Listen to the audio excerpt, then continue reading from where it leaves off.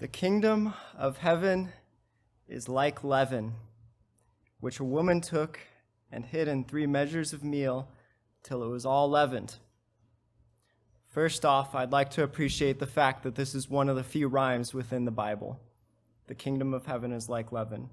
Second of all, I'd like to appreciate the fact that as we go and get our donuts and our bread tonight, we can think about how we are eating the kingdom's heaven, or the leaven of the kingdom, and we can kind of switch our paradigms. We are now in this 50-day period between the wave sheaf offering and Pentecost, picturing the growth of the first fruits. Christ was the first of the first fruits, and we are growing to be like him in this period of time. For unto us a child is born, unto us a son is given, and the government will be upon his shoulder, and his name shall be called Wonderful Counselor, Mighty God, Everlasting Father, Prince of Peace.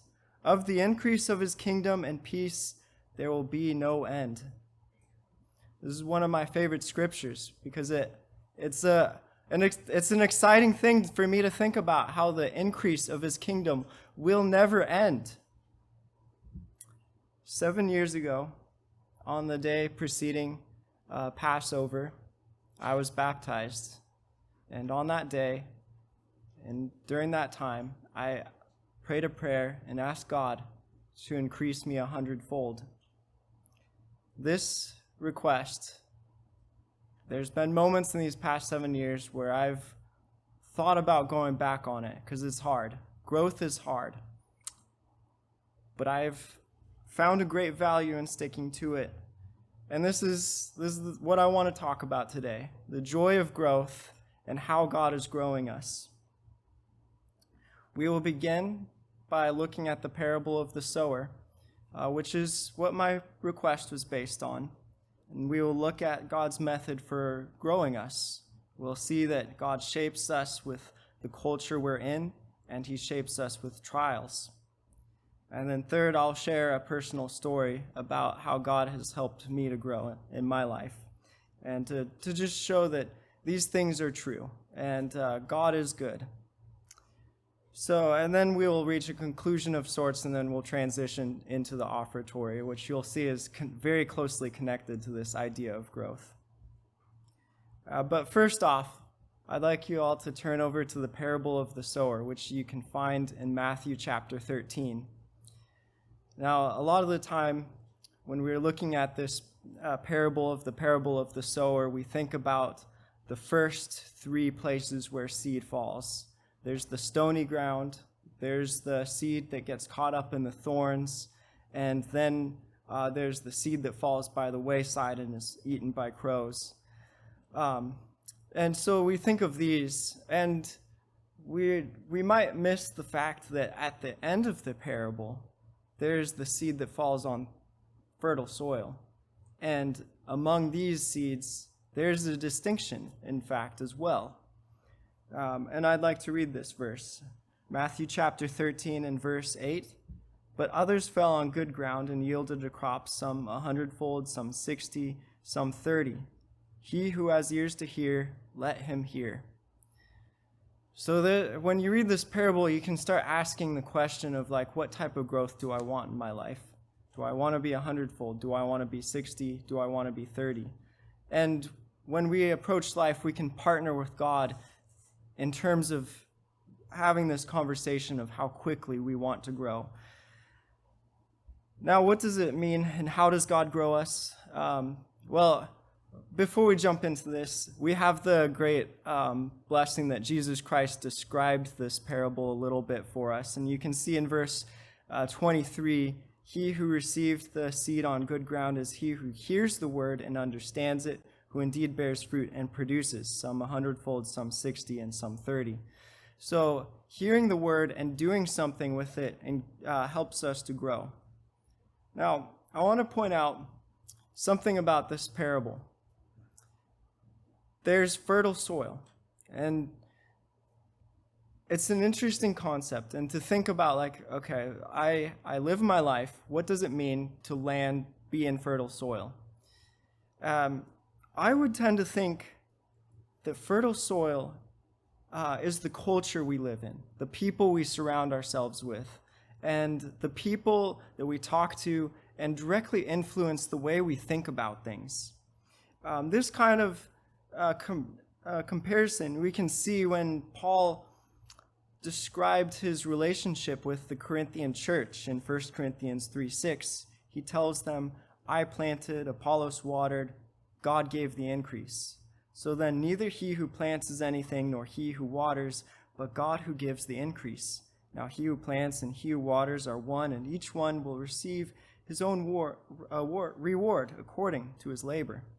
So Paul kind of discusses that this concept of growth is not just an individual sport. This is not a game of solitaire. This is a team sport that we are growing together. And it is a blessing when God provides people in your life who help you to grow, who love you and want to see you succeed. And when you have people like this in your life, you grow more and you will land in fertile soil. And so the first aspect of growth is to be in a good culture and good people that are helping you to grow. And the second aspect, so Paul describes this, and he says, but the increase is of God. And so even if you're in a team and people want to see you succeed, still the increase comes from God. And how does God bring you to a place of increase? I think this is clearly stated in John 15, when Christ, we just read some of this at the Passover, he's in his last message to his disciples, he tells them, I am the true vine, and my Father is the vine dresser. Every branch in me that does not bear fruit, he takes away, and every branch that bears fruit, he prunes, that it may bear more fruit. So, yes, pruning. When you want a tree or a plant or a vine to be able to support the heavy weight that fruits put on a tree, you can't just let it grow and grow towards the light, because the branches they get weak. But if you prune them back, they grow thicker and stronger and more capable of supporting the fruit that they need to bear. And this is what God does with us. We might have like our own personal hobby or venture that we're just like, oh, I love this, I'm growing and growing and growing. And then God says, no, you're focusing too much time in this one thing. Cuts it off and makes you grow thicker at your trunk. So I'd like to look over at Hebrews chapter 12 now. Hebrews chapter 12. Here's kind of what really drives the point home when the author of Hebrews reminds us in Hebrews chapter 12, in verse 5, my son, do not despise the chastening of the Lord, nor be discouraged when you are rebuked by him. For whom the Son the Lord loves, he chastens and scourges every son he receives. And then the author of Hebrews expounds on this more, saying, now no chastening seems joyful at the present, but nevertheless afterward yields the peaceable fruit of righteousness to those who have been trained by it. So these moments of pruning, these trials, these difficulties, they're not fun. They are difficult to get through. No one likes being in that moment of time, but it yields good fruit. And this is a concept that I think that I like to look at the kind of the business literature, the way people are thinking out there. 2020 was a difficult year. It was a difficult year. And what people are discovering out there is there's a particular way of thinking that helps you get through difficulty, and there's a particular way of thinking which makes you stuck. And the field of psychology, they coined the term the growth mindset, and I'd like to read just a short excerpt on kind of the way they describe this concept. The growth mindset contrasts with a fixed mindset, the limiting belief that such capacities cannot be meaningfully developed. And they're talking about the capacity of like growing in your skills and your talent and your knowledge. Proponents of the theory contend that adopting a growth mindset and rejecting a fixed mindset can make students and others more likely to succeed. They propose that individuals with a growth mindset will be more oriented towards self-improvement and more likely to persist in the face of challenges and failures because they will treat them as opportunities to grow rather than signs that their abilities are inadequate. And this is kind of the mindset God wants to put inside of all of us. He wants us to feel like we are his children no matter what. And when we face challenges and when we fail, it's not because he doesn't love us. He loves us. He loves us and chastises the children whom he loves. And he helps them to see a bigger picture in what he is doing.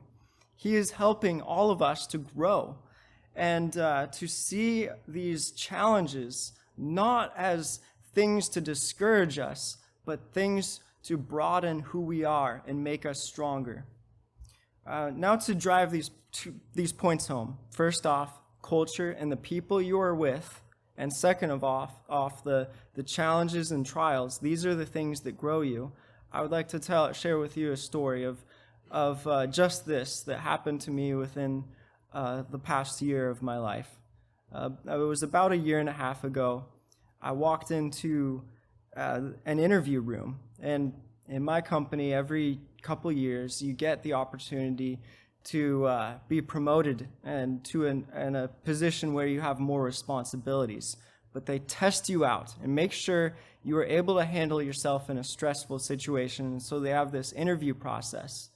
And so I went into this interview process, and I was fairly confident that I was going to do well and I was going to get the promotion and it'll be a great day. And in fact, I went into it with this mindset, and I did really well in the first half of the interviews. And then in the middle of the day, it occurred to me, this is a fairly significant moment in my life. I probably ought to involve God in this and talk to him more. And so in that break, I said a prayer telling God, whatever your will is, let your will be done here. And this was a difficult prayer because praying this way made me think, I really want this promotion, but if I'm going to pray, let your will be done, I have to be open to the fact that God might have other ideas in mind for me. Nevertheless, that's the prayer I prayed, and I asked God's blessing on the remainder of these interviews, and I failed in them. The part that I prayed about and asked God's blessing in, I failed. And because of that, I failed the promotion. I remember the feeling of walking into the room when they gave me the results and they just shook their head and said, you didn't get it. And I was just shocked. I just listened. I didn't know how to take it at first. And then I talked to my mentor afterwards. I was still in shock, but I went home and I was angry. I was angry because I had spent the whole year working hard, growing myself in my career. I was putting my all into my project and working well with my team. And I was generally respected by my teammates. They would come and ask me questions about things. And here in this promotion, they said, none of that matters. You didn't get it.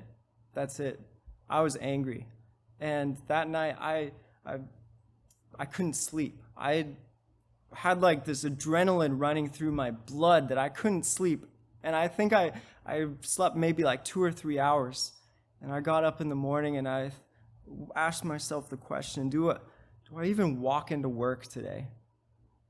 Do I walk into work and face the shame of having not gotten this promotion? Do I face my coworkers?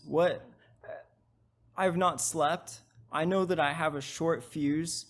I'm like a ticking time bomb.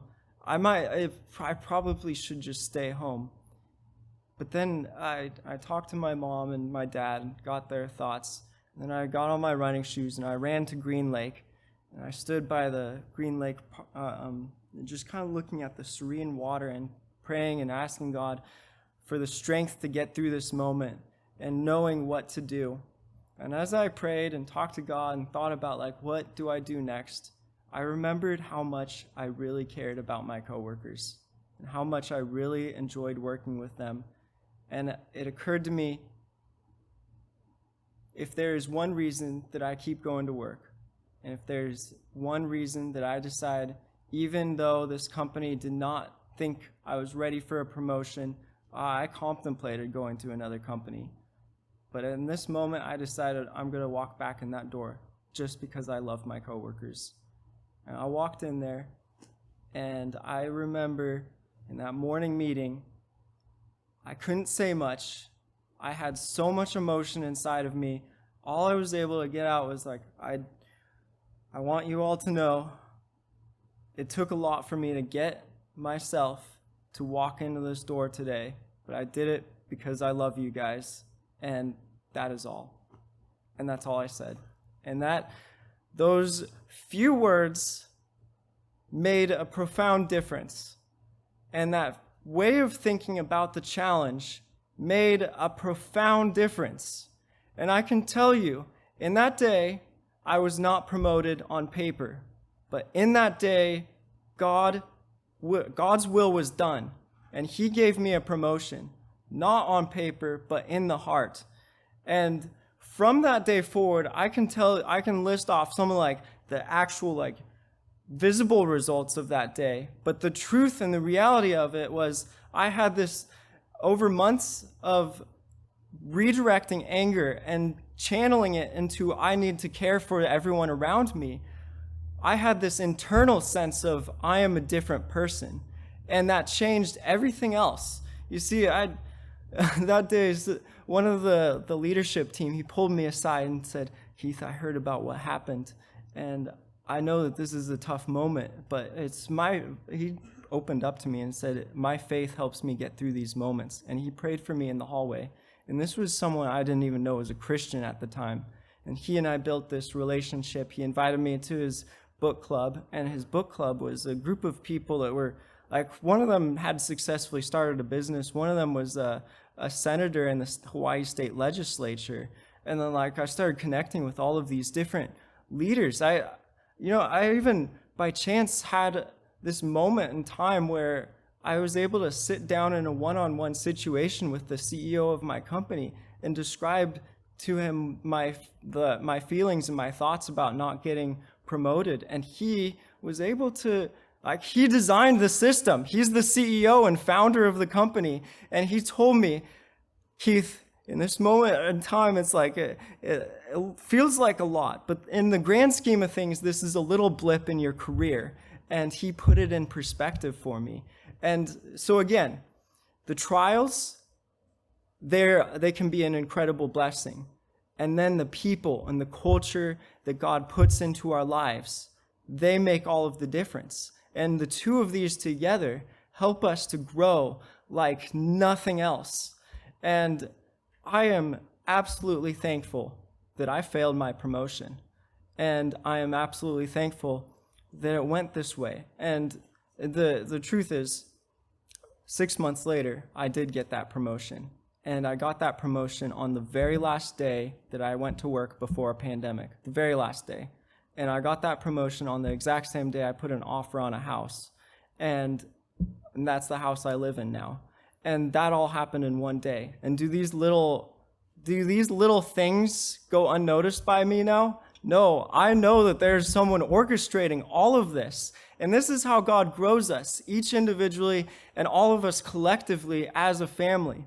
And so it's with this that I just want to share this joy and love for what God is doing. He is growing us and making us stronger, and he is growing us into his kingdom.